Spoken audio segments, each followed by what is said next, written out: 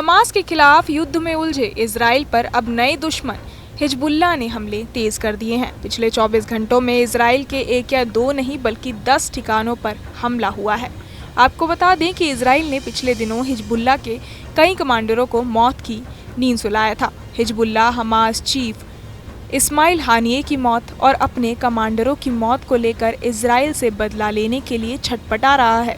Hezbollah के बयानों के मुताबिक लेबनान इजराइल सीमा पर कई दृश्य नियंत्रण प्रणालियों को नष्ट कर दिया गया और 4 इजरायली सेना के ठिकानों पर मिसाइल हमले किए गए।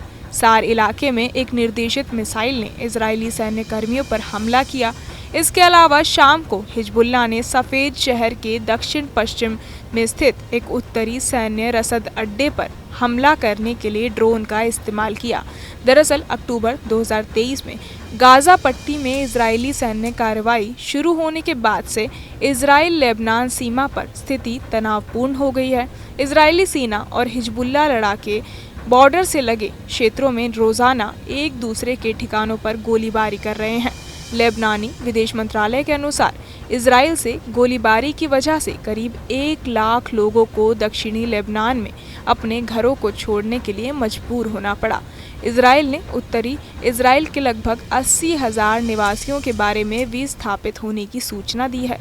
हाल के हफ्तों में इजरायली सेना ने दक्षिणी लेबनान में हवाई हमलों में कई उच्च रैंकिंग वाले हिजबुल्लाह कमांडरों और गुर्गों की मौत की सूचना दी है।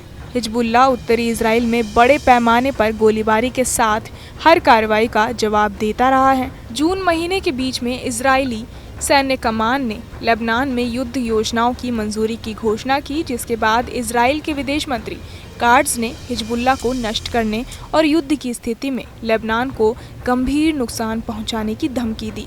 उन्होंने कहा कि इजराइल एक फैसला लेने के करीब है जो उत्तरी मोर्चे पर नियमों को बदल देगा। एक बयान के अनुसार हिजबुल्लाह के हमले के बदले में इजरायली सेना ने 16 बस्तियों पर हमला किया।